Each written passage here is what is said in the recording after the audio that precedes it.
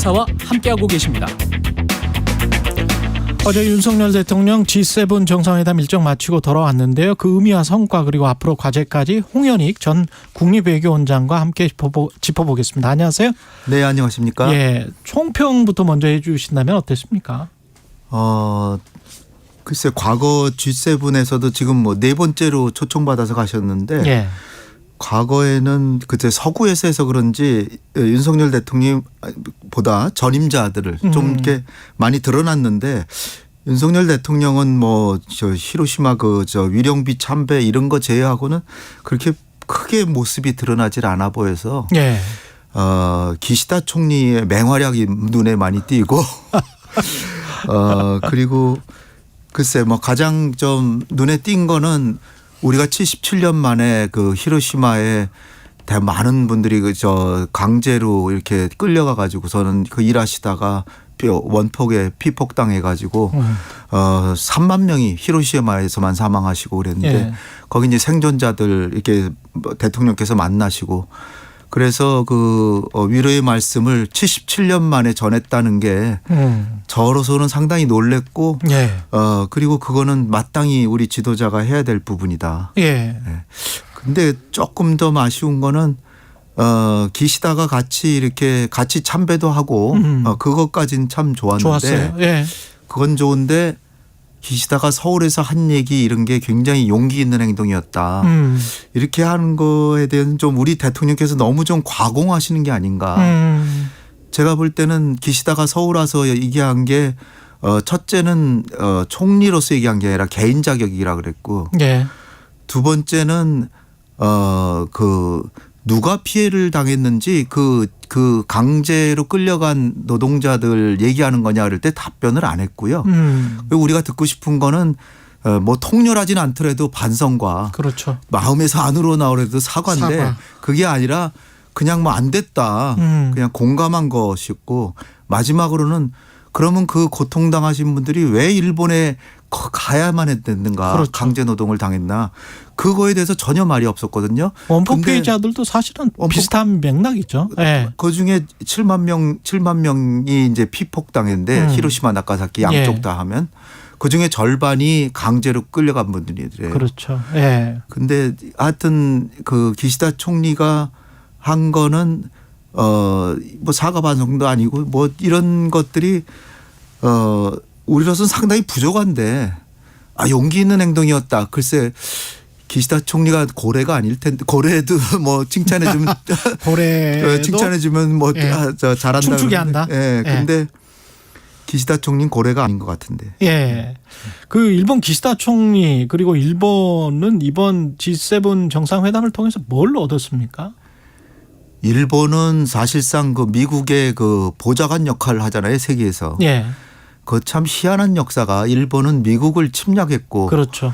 그래서 미국한테 완전히 원자 폭탄도 2방이나 맞고 그렇죠. 이렇게 패배했는데 그 뒤부터 미국을 충실히 섬겨요. 오히려 미국은 한국보다 일본을 더 좋아할 정도로. 그래서 저 미국의 의도를 충실히 받들어서 전 세계 질서를 신냉전 질서로 향하는데 일단 이 서방 선진 7개국 정상들을 모아서 이들을 규합해서 중국과 러시아, 북한 요 세 나라를 겨냥하면서 이 일본이 이번에 그 히로시마에서 한 거는 자신들이 전쟁의 가해자이고 침략자인데도 불구하고 피해자라는 코스프레를 한 거였고요. 예.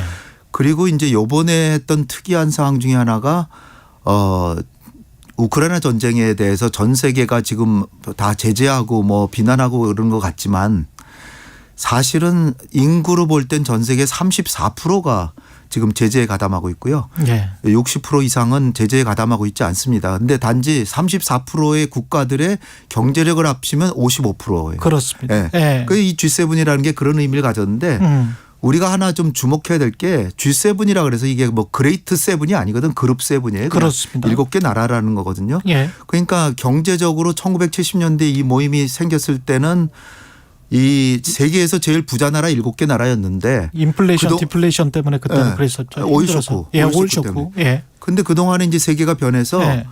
G7 아닌 나라들이 상당히 경제력이 강해졌거든요. 중국은 세계 2등이고 그렇죠. 인도가 5등이고 그렇죠. 한국은 8등이고 그다음에 뭐 브라질도 있고 인도네시아도 있는데 이들 나라들은 대부분 다 제재에 가담하고 있지 않거든요. 그러니까 미국이 지금 쇠퇴하는 패권의 와중에서 그나마 자신하고 그 이념과 가치를 같이 하는 국가들과 그중에 좀 힘센 나라들 모아서 세계 질서를 요 몇 개 나라를 뭐 이를테면 뭐 왕따시키면서 그 이익을 도모하자는 모임이거든요. 예. 근데 일본이 2, 3등이니까 예. 거기서 미국을 도와서 자신들의 그룹을 강화시키고 자신의 이익을 최대한 극대화하는 거죠. 우리 같은 경우는 뭐 어떤 소득의 성과가 있었습니까?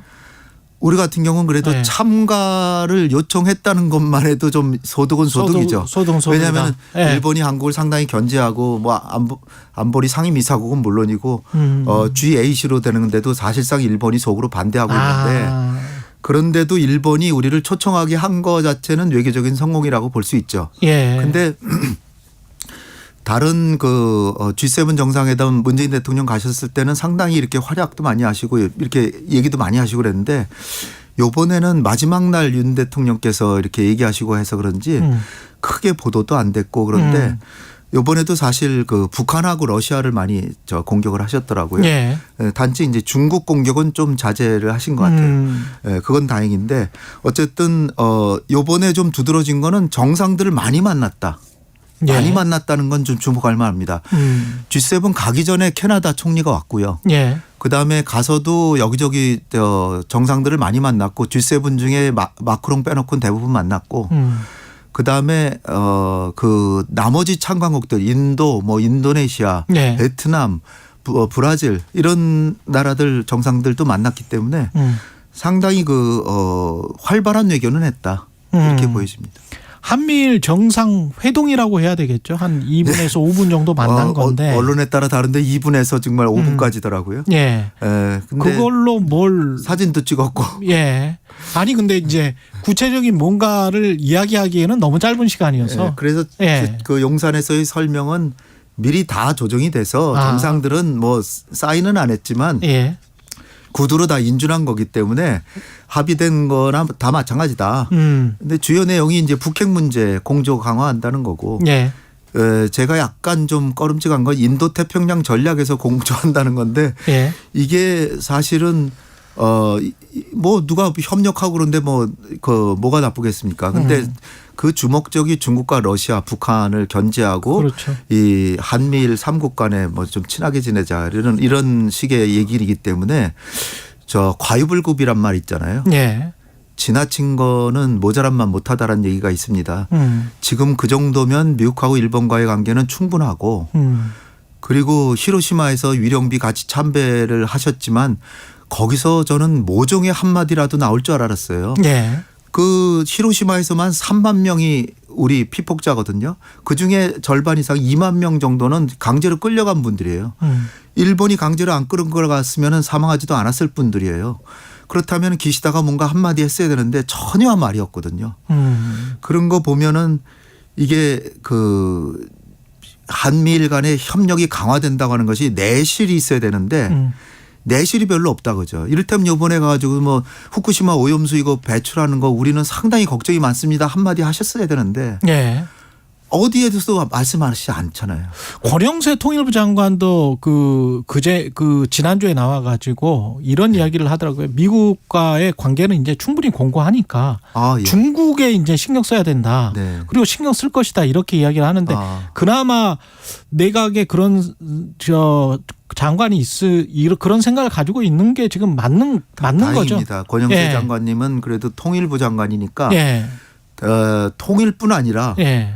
북핵 문제 해결하고 그렇죠. 한반도 평화체제 수립하고 북한에서 큰 그 변고가 나가지고 급변 사태가 났을 때 잘 수습하고 평화 통일을 하려면 중국의 협력이 없으면 거의 불가능하거든요. 지금은 그거를 그래도 아시는 분이라고. 예. 그러니까 이제는 중국하고 러시아도 챙겨야 된다. 중국하고 러시아를 챙겨야 된다. 예. 그런 시기가 왔습니다. 그 일본 원전 오염수 방류 관련해서는 일본의 승리라고 봐야 될까요? IAEA의 독립적 검증을 지지한다. 요 정도까지 나왔는데. 나름의 약간의 성과는 거뒀지만 대성공은 아니라고 보는 대성공은 게 아니다. 이번 G7을 기해서 환경장관 회담도 했는데 거기서 일본 측 장관이 이거 후쿠시마 그들이 얘기하는 처리수 방류를 이렇게 환영해 주셔서 감사합니다 이렇게 얘기를 했더니 독일의 환경장관이 우린 절대로 그 방류하는 거 찬성한 적 없다. IAEA의 공신력을 인정했을 뿐이지 IAEA가 철저하게 검사하고 그것을 하는 것을 우리가 다른 방법이 별로 없기 때문에 인정하는 것이지 우리가 방류하는 거 찬영하고 찬성한 건 전혀 아니다. 그러네요. 이번에 G7에서도 그 방류를 환영하고 찬성한다 그런 말을 사실 기시다는 얻으려고 그랬는데 그 말은 빠졌고요. 없었어요. IAEA가 철저하게 검증해서 하는 그런 과정에 대해서 우리는 지지한다. 그렇게 했기 때문에 한 40% 정도의 성공이지. 저도 처음에는 착각했어요. 성공한 줄 알았는데 그게 아니라 방류를 찬성한 건 아니거든요. 그리고 중요한 게 IAEA라는 기구는 원자력이라고 하는 그 자원을 활용하는데 상당한 이해관계를 갖고 있어서 그렇죠.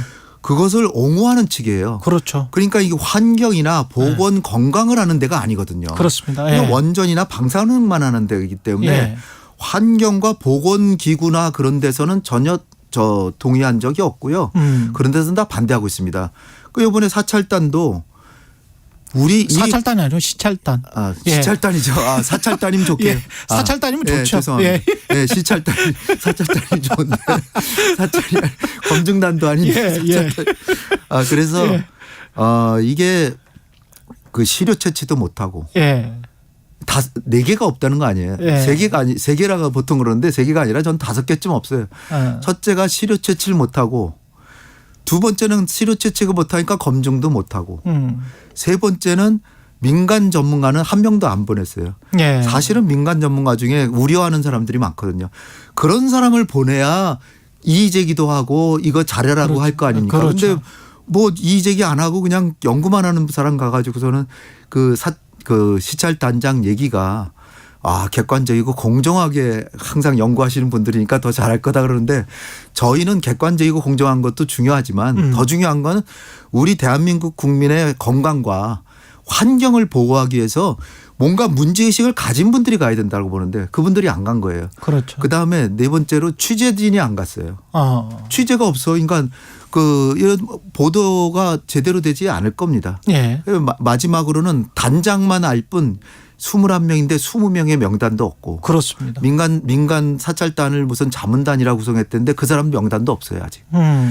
그러니까 이게 조금 많이 미진하고 부족하고 그런데 자꾸 이런 식으로 모든 거를 그렇게 투명성을 좀 보여주지 않고 그러면은 이게 일본을 승인해 주기 위해서 가는 게 아닌가 그런 얘기가 나올 빌미를 정부가 주면 안 되는데 그렇죠. 그러기 위해서도 정부가 보다 철저하게 우리의 국민의 보건과 건강을 더 챙겨야 되지 않을까 그렇게 봅니다. 여기까지 듣겠습니다. 홍현익 전 국립외교원장이었습니다. 고맙습니다. 감사합니다.